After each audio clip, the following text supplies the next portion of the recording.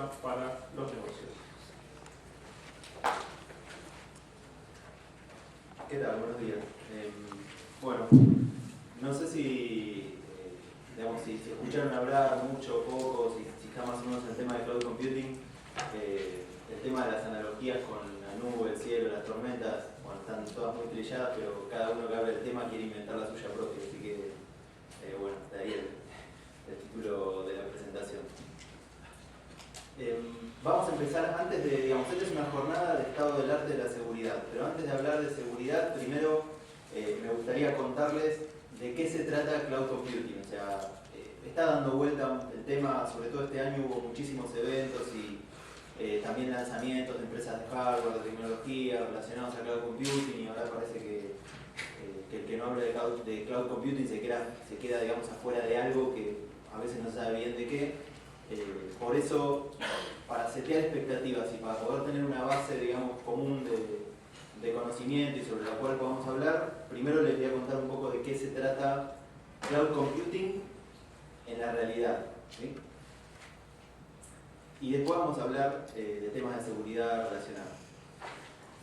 En principio, ¿qué es Cloud Computing? Es un modelo de servicios que es nuevo, ¿sí? Al inicio, cuando se empezó a hablar de Cloud Computing, no se sabía muy bien si era solamente un término de marketing o si realmente era algo que tenía algún asidero en la realidad. Sí, es un nuevo modelo de servicio. Lo que no es un servicio, con lo cual, si alguien quiere, digamos, ofrecerles un servicio de Cloud Computing, no lo compren, porque no existe como servicio, ¿sí? Ahora vamos a ver qué puede existir como servicio. Y cómo saber, digamos, si bien no hay un estándar en la industria que defina qué es Cloud Computing, no hay una norma para certificar Cloud Computing, ni hay un estándar, ¿cómo sabemos cuándo una solución es o no es Cloud Computing? En base a estas características. Primero, en base a todas estas características, ¿sí?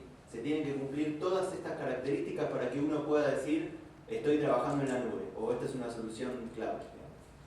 Escalabilidad sobre demanda, o sea, uno espera eliminar infraestructura ociosa con este tipo de modelo de servicio. Contrato solamente lo que necesito y a medida que voy necesitando más, voy creciendo. La unidad en la que voy creciendo depende del servicio. Si es un storage, voy a crecer en gigas. Si es un vínculo, voy a crecer en megabits, digamos. Si es una VPN, voy a crecer en cantidad de usuarios, en cantidad de sitios, digamos. Pero lo que es importante es el concepto de escalabilidad sobre demanda que tiene que estar sí o sí. Y acá es cuando los gerentes de tecnología empiezan a decir, uy, esto me gusta. Infraestructura compartida, lo van a escuchar como multitenant, a lo mejor. ¿Cómo se comparte esa infraestructura? Mucho no importa. O sea, puede ser o a través de tecnología de virtualización, a través de cloud computing, a través de clusters.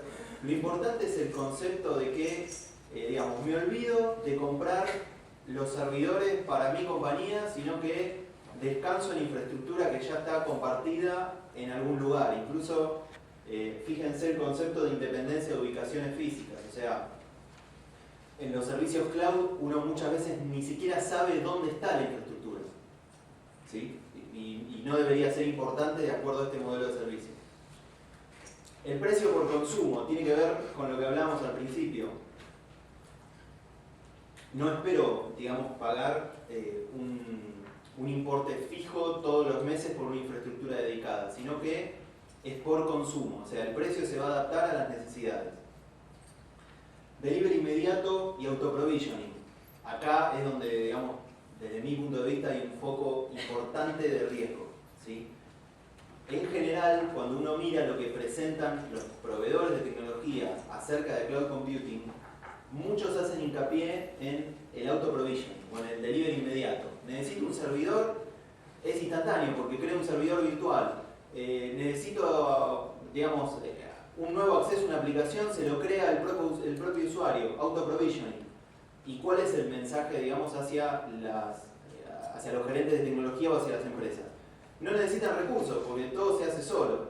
Ahora, los que estamos en seguridad sabemos que eso es bastante peligroso porque si no tenemos en cuenta cómo se controla, cómo se aprueba, qué registros quedan, y todo lo que nosotros sabemos, podemos llegar a estar, digamos, en el intento de generar un beneficio, podemos estar agregando un riesgo.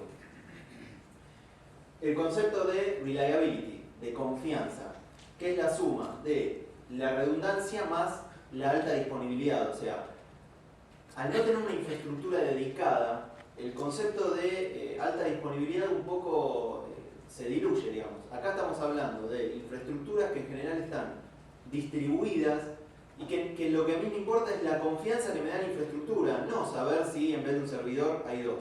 Es saber que siempre va a estar disponible, porque si no lo tomo de acá, puedo continuar el servicio del otro lado, y ahora vamos a ver algunos ejemplos de esto. O sea, esto realmente existe. Y por último, digamos un punto clave, que son los SLAs. Pero no los SLAs como estamos acostumbrados a lo mejor a ver en la mayoría, digamos, en lo que se ve en el mercado, sino SLAs en serio, o sea, SLAs robustos de verdad, alineados a lo que puede ser ISO 20000, digamos. O sea, porque piensen que este servicio no tiene una descripción más allá que el SLA. O sea, no me están vendiendo un hardware, no me están vendiendo un software, no me están, digamos, dando una licencia. O sea, realmente el servicio es el SLA. ¿Por qué ahora Cloud Computing? O sea, ¿por qué surge esto de Cloud Computing? Bueno, porque pasan muchas cosas al mismo tiempo. Por un lado, lo que está de este lado serían más requerimientos del negocio, si se quiere, más modernos.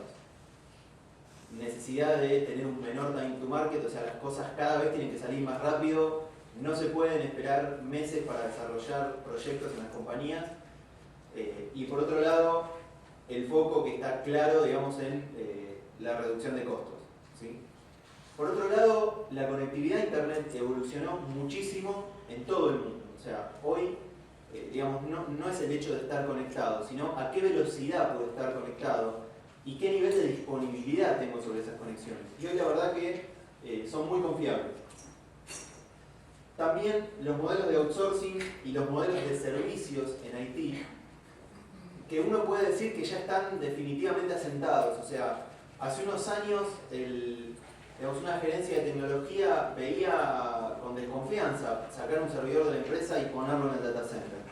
Hoy no solamente que sacan los servidores, sino que encima usan virtualización, con lo cual ni siquiera a lo mejor tienen tantos servidores, y hasta se animan digamos, a separar sus ambientes en críticos y no críticos, y la parte no crítica ponerla en ambientes compartidos, con lo cual son modelos también, digamos, no tendría sentido hablar de cloud computing si uno no hubiera aceptado previamente un modelo como el de outsourcing, por ejemplo, ¿sí?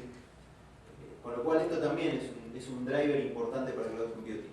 Y desde el punto de vista de la tecnología, bueno, la infraestructura de data centers, digamos que en el mundo es muy buena, pero hoy en Latinoamérica también es muy buena y está al mismo nivel de data centers de Europa o de Estados Unidos. Esto es fundamental. Uno no puede pensar en cloud computing si no piensa en una infraestructura de data centers con S, o sea, en plural, porque hablamos de distribución, no de que mi data center sea bueno, sino de tener la posibilidad de que si se cae mi data center, o si se cae el servicio en mi data center, continuar inmediatamente desde otro punto. Con lo cual, esto también es un driver importante para cloud computing. Tecnologías de optimización de infraestructura, muchísimas, como por ejemplo virtualización. Y herramientas de gestión y monitoreo que también han avanzado muchísimo en los últimos años, y sobre todo en lo que tiene que ver con la integración. O sea, hoy tenemos herramientas de monitoreo que integran procesos ITIL con indicadores a lo mejor hasta el punto del sistema operativo, y nos sirven para manejar un proceso de incidentes a partir de correlación de eventos o de generación de alarmas, digamos, de una forma un poco más inteligente. O sea, cuando pensamos por qué surgió Cloud Computing ahora, bueno, por la mezcla de todo esto, porque se dio todo esto. Si uno saca alguno de estos factores, ya deja de tener un poco de sentido. Vamos a empezar con algunos conceptos que son bien de Cloud Computing. Tradicionalmente uno está acostumbrado a escuchar hablar de la red pública y la red privada. La red pública típicamente es Internet, y la red privada es la que pertenece a cada empresa, donde no hay conexión con otras redes privadas y donde uno de alguna manera tiene cierto control de la privacidad respecto a la red pública. O sea, uno elige si se quiere conectar o no, y cuando se conecta elige para qué se quiere conectar y para qué no. Para pensar en cloud computing hay que olvidarse de estos dos conceptos. Hay que pensar o en la nube privada. Fíjense que una nube privada está definida porque en esa nube participan un grupo de usuarios conocidos, pero que son usuarios, que es una nube o una red, si uno la quiere pensar así, en donde la red pública y las redes privadas forman parte. ¿Por qué? Porque en cloud computing lo que importa no es el concepto de la privacidad o de la conectividad a una determinada red, sino el concepto de servicio. Es decir, ese grupo de usuarios conocidos van a poder acceder a un mismo conjunto de servicios que es el que está en esa nube privada.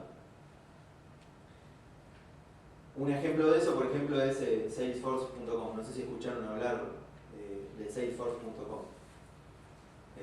Bueno, Salesforce.com es un portal para la gestión de vendedores. ¿Sí? Es como si fuera un módulo de SAP para gestión de vendedores, pero puesto en la nube. Con lo cual uno no tiene ni que comprar licencias, ni el hardware, ni hacer la gestión de todo eso. Y realmente es una nube privada. Y es un excelente ejemplo de nube privada. Y por otro lado tenemos la nube pública. ¿Sí? Acá el grupo de usuarios es desconocido. O sea, es un servicio que está abierto para cualquiera, para ser utilizado desde cualquier lugar, pero de antemano no puedo prever quiénes van a hacer uso de esos servicios.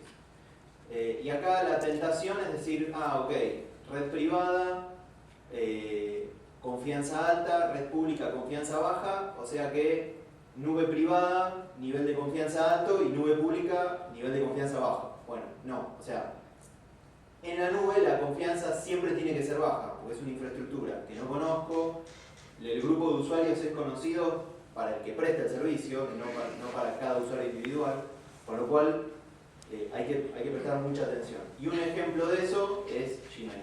¿Sí? Gmail es una aplicación cloud computing del tipo pública. ¿Sí? Claramente, digamos, nadie sabe cuáles son los servidores de Gmail, cuáles son los procesos que utilizan, dónde está ubicado físicamente, da la sensación de que nunca se cae o digamos, en la historia muy pocas veces. ¿Sí? Veamos un poco de números. Esta es una encuesta hecha por F5 Networks en Estados Unidos. Tomé esta porque es la más reciente que encontré. Hay muchas dando vuelta, pero por lo menos donde yo tengo acceso, esta es la más reciente que pude hallar.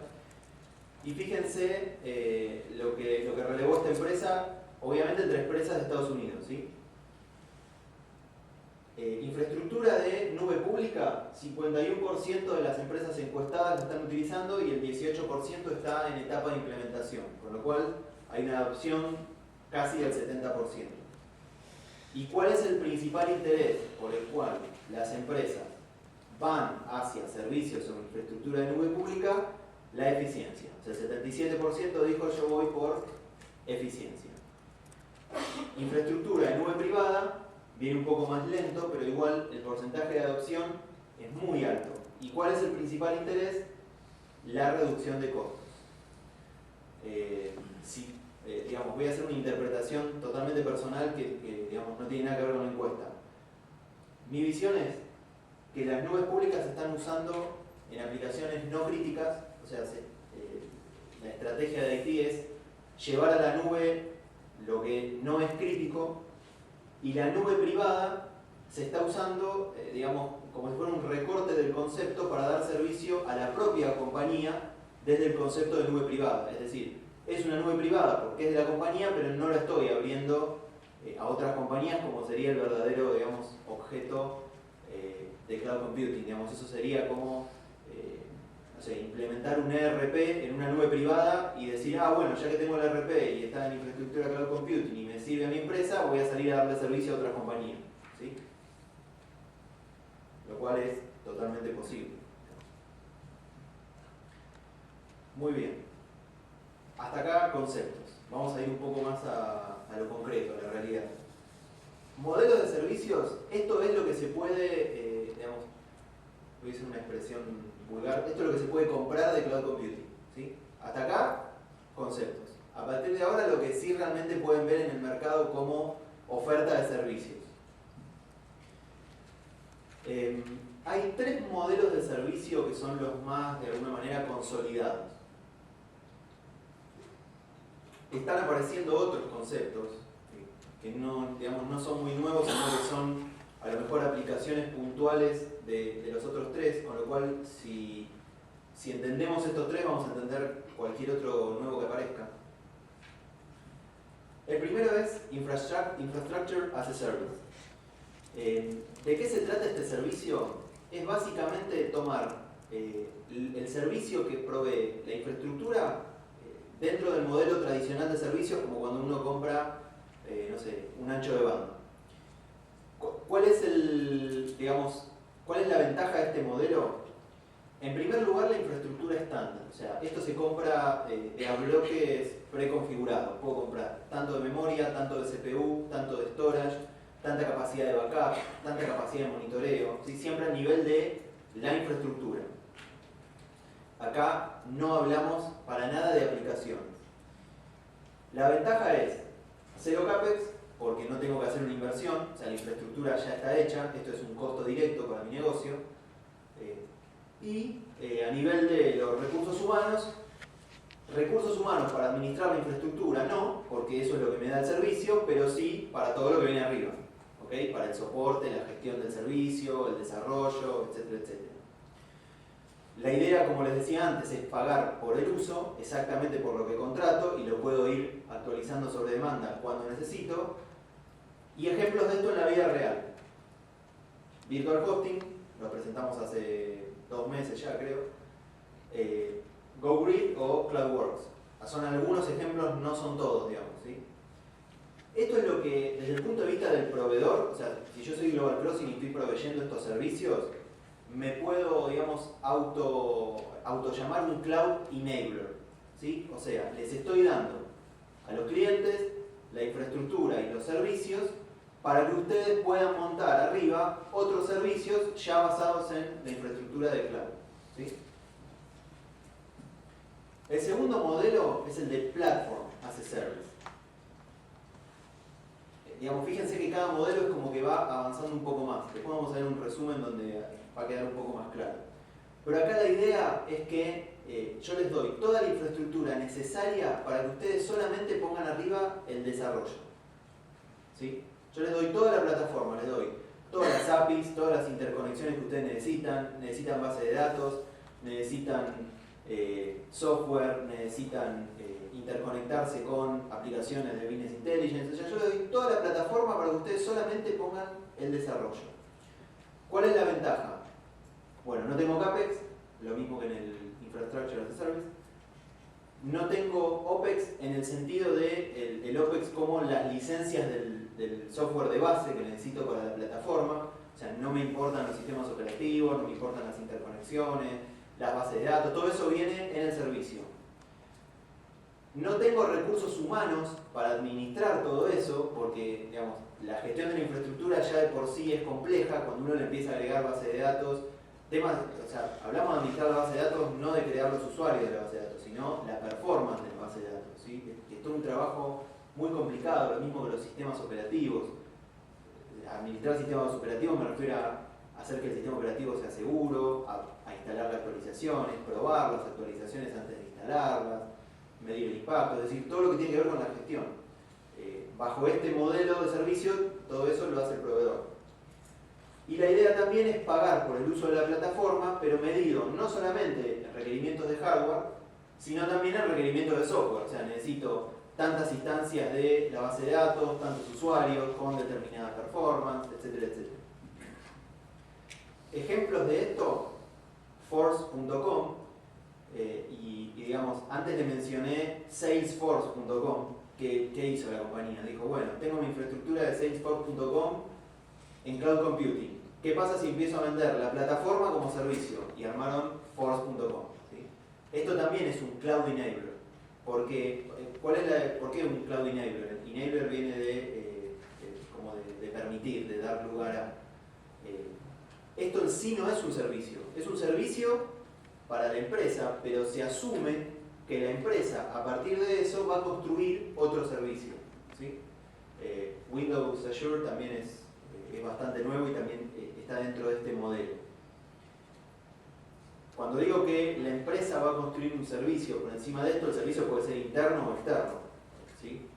Pero esto en sí no es un servicio, ese es el concepto. Y el último modelo, o el último de los tres que vamos a mencionar acá, que es el de Software as a Service, que digamos los que están en el mercado de IT, no tanto de seguridad, sino en el mercado de IT hace años, van a ver que es la primera vez que uno puede empezar a ver cosas realmente concretas sobre el Software as a Service, porque hace tiempo que se viene usando el concepto. Es que uno lo que compra es funcionalidad, lisa y llanamente. No hay infraestructura, no hay OPEX porque no hay licencias y no hay recursos humanos, excepto los que uno mismo tiene que poner para el soporte de ese servicio, ¿sí? Van a ver que se escucha la modalidad también Pay as you go, donde se paga directamente por el uso del software. O sea, acá ni siquiera me importa cuántos servidores, cuánto storage, si se hace backup, no se hace backup, o sea, jamás me entero de eso. Pago directamente por el uso del software. ¿Cómo se paga? De acuerdo a cómo lo determine cada proveedor, digamos. Puede ser por cantidad de usuarios, puede ser por transacciones, depende de la solución. Ejemplos de esto, bueno, Salesforce.com y Microsoft Lead Meeting. ¿Alguno usó Microsoft Lead Meeting? ¿Lo probaron alguna vez? ¿Saben de qué se trata?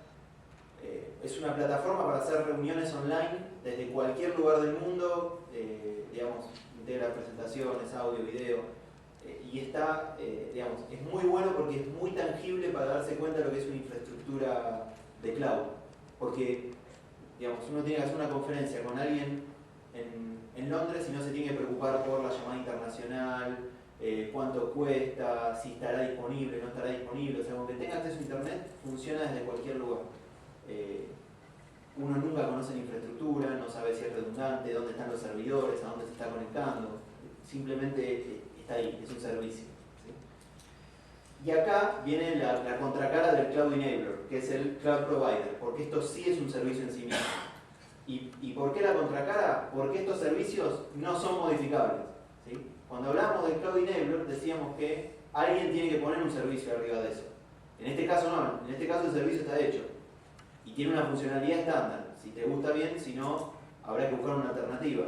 Pero fuera de lo que se puede o de lo que se puede configurar en la herramienta, no hay posibilidad de modificarlo. Como resumen, y para ver, digamos, o tratar de presentarlo un poco más gráficamente, hasta dónde llega cada modelo de servicio, vemos que lo más básico es la infraestructura, típicamente es el hardware y el software y la conectividad. Cuando nos metemos en la plataforma ya hablamos de protocolos de interconexión y de middleware.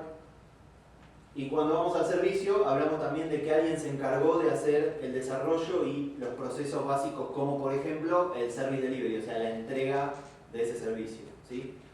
Como siempre, el soporte queda del lado de uno y, digamos, si uno va a usar eso para, a su vez, prestar un servicio, ya sea internamente como externamente, también queda del lado de uno. Muy bien. Ahora, a ver cómo estoy de tiempo, nos metemos en el tema de seguridad. Y la idea acá es, digamos, no quiero entrar en cuestiones técnicas, sino quiero tratar de darles herramientas para tomar decisiones, de alguna manera, o puntos a los que hay que estar atentos. Seguridad es una materia en la que uno siempre habla de otra cosa, porque es imposible hablar de seguridad. O sea, uno cuando habla de seguridad tiene que hablar de riesgo para poder hacer algo, ¿sí? Yo no les puedo decir si mi servicio es más seguro que el de otra empresa. O sea, es imposible. Lo que puedo hacer es hablar de riesgo. Entonces, para hablar de seguridad en las nubes, vamos a pensar un poco en cuáles serían los riesgos, por lo menos a más alto nivel. Y, digamos, fíjense, por ejemplo, el manual del CIS. Cuando uno ve y empieza, digamos, el capítulo de riesgo, lo que plantea son 4 preguntas. Y una de esas preguntas es, ¿Qué podría pasar? Se pregunta ¿qué podría pasar? ¿Con qué frecuencia? ¿Qué tan seguro estoy de eso? Bueno, ¿qué se les ocurre que podría pasar en un modelo donde uno no conoce los modelos de gestión del proveedor? O sea, ni siquiera sabe si tiene algún modelo de gestión. No sabe cuál es la infraestructura y nunca tiene acceso a esa infraestructura. No puede realizar ningún tipo de auditoría, por lo tanto. Por ejemplo, auditoría de código, por ejemplo. No puede tener acceso a ningún tipo de log, porque todos esos logs quedan del lado de la infraestructura, o sea, uno lo que recibe es un servicio, ¿sí? ¿Qué log puede llegar a ser interesante? Por ejemplo, logs de autenticación, digamos. No estamos monitoreando en realidad ningún componente, ¿sí? Alguien se encarga de hacer el monitoreo porque a nosotros lo que nos dan es directamente la infraestructura como servicio, ¿sí? Y tampoco conocemos a todos los que están haciendo uso de esa infraestructura, porque ya de entrada nos están diciendo, miren que esta infraestructura es compartida. ¿Ok? ¿Qué podría pasar, digamos? Conclusión. Necesitamos nuevos procesos de gestión de riesgo para servicios basados en cloud computing. O sea, todos los modelos de gestión de riesgo, por ejemplo, el de ISO 27005, está basado en que nosotros tenemos un cierto control sobre estas cosas. Y si no tenemos el control nosotros, tenemos un tercero claro al que se lo podemos transferir y que nos va a firmar un SLA o algún tipo de compromiso sobre esos indicadores. En este caso, digamos, los invito a que traten de firmar un SLA sobre la infraestructura de Salesforce.com o de Gmail, o sea, digamos, o de Windows Live Meeting. Es imposible, no forma parte de ese modelo, ¿sí? Los SLA se los van a dar sobre el servicio, nunca sobre cuestión de riesgos o infraestructura. Con lo cual, si vamos al modelo tradicional de la gestión del riesgo, donde se empieza por identificar los activos, vemos que en Cloud Computing los activos nunca los conocemos, a lo mejor lo que conocemos son interfaces del servicio, ¿sí? Pero los activos realmente no los conocemos. Identificar amenaza. Bueno, complicado que podamos identificarlas todas porque no conocemos ni la infraestructura, ni las ubicaciones físicas, ni los procesos, o sea, es bastante difícil. Identificar vulnerabilidades, sí, de las interfaces, digamos. O sea, de lo que hay atrás de la interfaz no tenemos acceso. Medición de riesgo. Bueno, esto, digamos, en general en el modelo aparece como la conclusión de todos los anteriores, pero acá sí lo podemos hacer. Porque nosotros podemos medir el impacto en el negocio. Vos preguntabas del BIA, del Business Impact Analysis. Acá sí podemos medir el impacto en el negocio de que ese servicio que estoy comprando tenga tal o cual problema o esté bajo tal o cual amenaza. Lo que pasa es que para hacer eso no puedo empezar con todo esto, con todos estos pasos, o sea, tengo que buscar alguna otra metodología.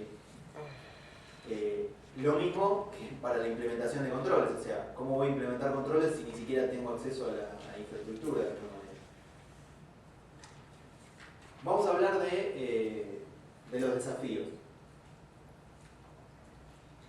De nuevo, desafíos digamos, de alto nivel para tomar decisiones y las cosas a las cuales ustedes como responsables de seguridad, digamos, desde mi humilde opinión, les recomendaría que estén atentos cuando en sus compañías les digan vamos a Cloud Computing, vamos a tal o cual servicio, vamos a tal o cual modelo, ¿sí? Estas son las primeras preguntas que hay que hacer de alguna manera.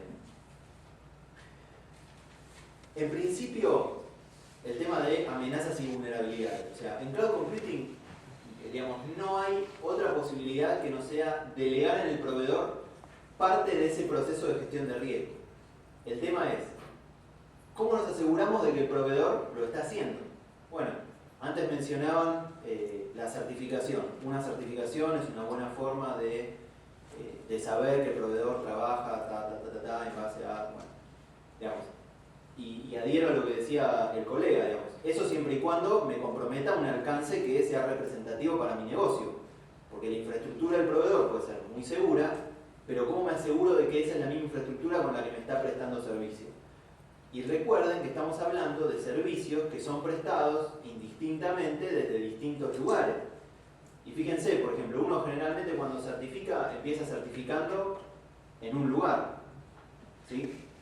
Pero a lo mejor mi servicio me lo están prestando desde otro lugar, entonces ya esa certificación no tiene mucho mucho impacto en mi negocio, ¿sí? Con lo cual, acá hay que tener mucho cuidado, hay que hacer muchas preguntas, ¿sí? Es un tema complicado. Y fíjense que digo parte del proceso de gestión de riesgo, porque las interfaces las puedo seguir auditando, ¿sí? O sea, nunca se delega la responsabilidad, ¿sí? Aspectos regulatorios. Bueno, esto es un tema que definitivamente no está resuelto y que nadie puede asegurar hoy cómo se va a resolver. ¿Por qué? Porque el modelo de servicios, Cloud Computing, funciona muy bien, pero ¿qué pasa con las leyes? Si yo tengo una ley en mi país que dice que los datos personales tienen que estar alojados en mi país, ¿cómo hago para contratar Salesforce.com y poner datos de clientes, por ejemplo? Si no sé dónde están alojados esos datos. Con lo cual, lo que es probable es que se empiecen a ver modelos híbridos de Cloud Computing, es decir, te doy la interfaz, te doy el sistema, pero el storage lo pones vos, digamos, por ejemplo, digamos, ¿sí? O sea, es probable que empiecen a aparecer esos híbridos, porque este tipo de leyes y regulaciones existen en todo el mundo, o sea, no son, digamos, propias de América Latina. Respecto a la confidencialidad, ¿cómo garantizamos quién tiene acceso a la información y cómo se controla? Y de nuevo, compro un portal, bárbaro, no tengo ningún tipo de licencia, digamos, evito la gestión, con mi portal manejo todo el RP de la compañía. Ahora, ¿quién puede ver la información sobre lo que hay en mi stock, cuándo lo compré, cuánto lo pagué, a qué proveedor se lo compré, digamos, cuándo va a venir el camión? O sea, ¿quién tiene acceso a esa información y cómo se controla ese acceso? ¿Sí? Es un tema complicado, por eso, digamos, intuitivamente pienso que la mayoría de las empresas que están yendo hacia este modelo lo hacen con las cuestiones no críticas, ¿sí? Respecto a la integridad, bueno, o sea, confidencialidad, integridad y disponibilidad son los tres atributos básicos de la seguridad para los archivos de información. Digamos, si no puedo garantizar quién tiene acceso, mucho menos voy a poder saber quién puede modificar esa información, quién puede borrar, quién se la puede llevar, o sea, es un tema importante cuando uno lo piensa desde el punto de vista del negocio en información crítica, ¿sí? Piensen que la misma infraestructura, el mismo que usa una empresa usando Salesforce.com, digamos, puede ser la misma infraestructura que están usando todos sus competidores, ¿sí? Y ustedes están poniendo información ahí. Si hay un problema y uno por error puede acceder a loguearse con otro usuario o acceder a otra infraestructura, digamos, o sea, es complicado, o sea, uno se empieza a hacer muchas preguntas respecto a esto. Respecto a la disponibilidad, digamos, acá nos vamos del concepto tradicional de los N+1 o los dos servidores, sino que acá la idea es múltiples locaciones físicas. Entonces, ¿cómo me lo garantizan? ¿Cómo garantizo que tengo la misma infraestructura en todas las locaciones físicas? Esto, un poco, digamos, desde el punto de vista de ISO 27001 lo puede pensar como el plan de continuidad de negocio, ¿no? O sea, tengo que continuar el negocio, tengo que continuar con el servicio, pero el servicio tiene que tener atributos mínimos. Y tengan en cuenta que acá, teóricamente, uno nunca conoce la infraestructura. Entonces, ¿cómo me lo garantizan? También es un problema. Y yo creo que la parte de infraestructura es lo más fácil, ¿sí? O sea, ¿cómo me garantizan las otras capas? Las capas de software, las capas de los middleware. Es complicado. Y por último, digamos, para terminar, uno de los puntos más complicados, que son las evidencias de auditoría. O sea, se supone que si en mi empresa trabajo con procesos, o estoy certificado, o tengo que cumplir con determinadas normas, o tengo que recibir auditorías externas, tengo que mostrar evidencias. Ahora, ¿cómo tengo acceso a esas evidencias si no estoy guardando la información y no sé dónde la información está guardada y no tengo acceso directo a tomar de alguna manera esas evidencias? ¿Sí? Es un tema complicado que tampoco tiene una solución, digamos, clara en el mercado. O sea, no hay una metodología o no hay nadie que haya descubierto la pólvora y bueno, esto se hace así y funciona siempre.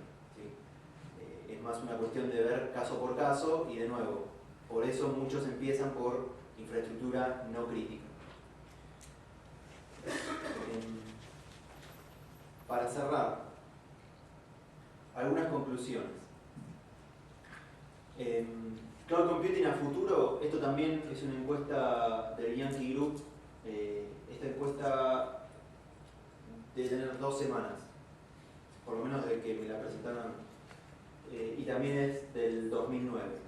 Fíjense cuáles son las, digamos, si uno quiere ver una tendencia, cuáles son las principales motivaciones para implementar software as a service.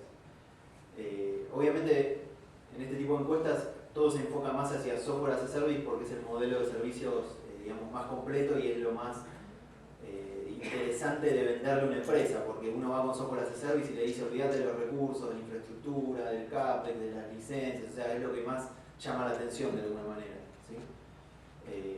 Pero fíjense, el 43% por ahorro de costos en infraestructura, o sea, lo que les decía.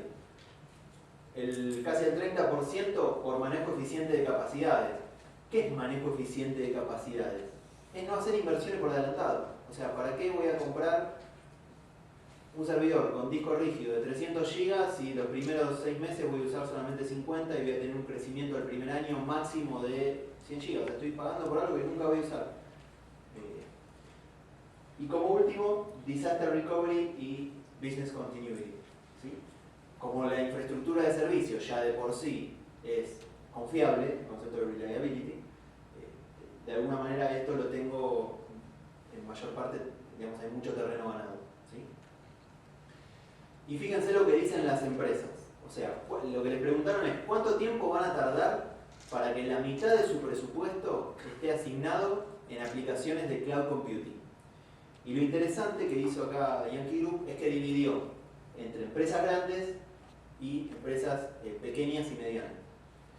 ¿Por qué es interesante? Fíjense, en los próximos 12 meses solamente el 2% de las empresas grandes. Y en los próximos 24 meses solamente el 10%. Ahora fíjense, digamos, que la adopción de las pequeñas y medianas es mucho más rápida. ¿Y cómo se explica esto? Porque la presión de esos indicadores es mucho mayor, ¿sí? La presión del ahorro de costos en una pyme es mucho mayor que en una empresa grande. O sea, me ha tocado hablar con directores de tecnología de empresas que me dicen y yo no sé si voy a la virtualización, porque la verdad no tengo problema de presupuesto. Y uno lo escucha y dice, no tenés problema de presupuesto, mirá vos.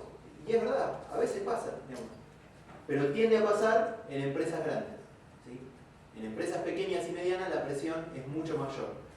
Por eso es importante que estemos atentos a los riesgos y a los puntos que mencionamos en la presentación. Creo que estoy justo con el tiempo, ¿no? Ok, el último slide. Oportunidades y amenazas de seguridad de la información en cloud computing.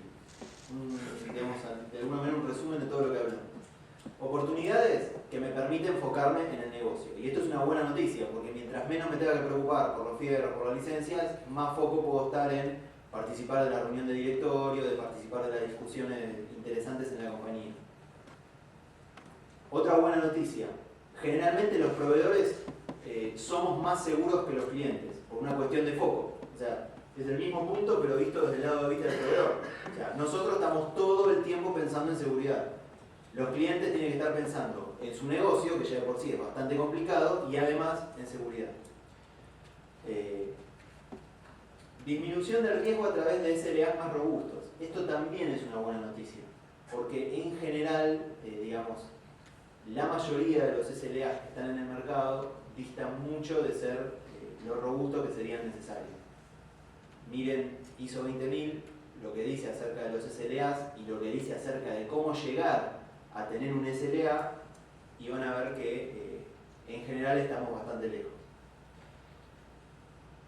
Y la otra buena noticia es que realmente hay una reducción de costos. O sea, es real que existe una reducción de costos cuando trabajo sobre infraestructura sobre demanda o infraestructura como servicio, con virtualización o con este tipo de tecnologías. O sea, es un dato que realmente es comprobable. ¿Cuáles son las amenazas? Pocas garantías acerca de qué pasa con mi información. Digamos, yo puse Eliminación podría haber puesto modificación, alteración, divulgación, cualquier otra cosa. Hay pocas garantías de eso.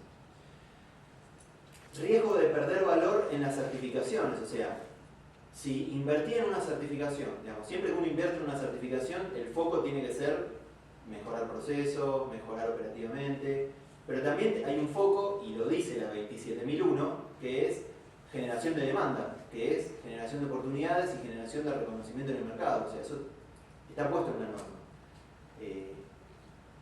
Hay que tener cuidado si cuando voy a un modelo de servicios dejo de cumplir con determinados lineamientos o dejo de poder demostrar que cumplo, ¿sí? Y puedo llegar a perder la inversión que hice. Problemas de governance, exceso de confianza o riesgo de perder el control, o sea, me baso tanto en el esquema de servicio que termino sin controlar nada o sin saber realmente qué pasa con ese servicio. Y después, lo mismo que pasa en todas las compañías, seguramente también le pasa a los proveedores de servicios cloud, que es time to market versus seguridad. El gerente de marketing diciendo, tenemos que salir ya, el gerente de ventas diciendo, necesito esta solución porque necesito generar más ingresos, y la persona de seguridad diciendo, no, espera, primero probemos, o sea, a ver si la web no es segura, podemos tener este problema, y la pelea, ¿no? O sea, o soy más seguro y tardo más, o soy menos seguro y salgo antes. Bueno, seguro que a los proveedores de cloud les pasa lo mismo. ¿Sí? Ellos también deben tener este mismo problema en la compañía. Entonces, cuidado con eso. O sea, qué tan seguro es el código, qué tan segura es la infraestructura, digamos, difícil de saber.